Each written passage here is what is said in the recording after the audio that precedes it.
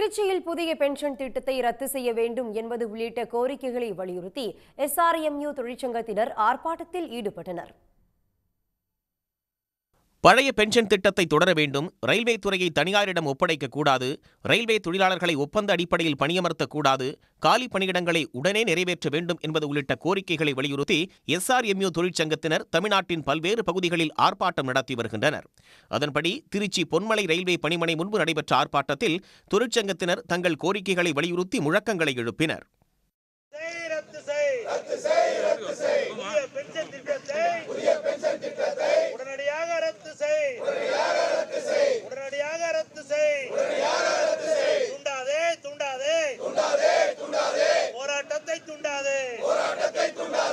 Pension திட்டத்திலே ஓய்வு பெறுகிற ஒரு லோக்கோ பைலட் ஏறக்குறைய 50,000 ரூபாய் பென்ஷன் வாங்க வேண்டியவர் வெறும் 5,000 ரூபாய் வாங்குகிறார்.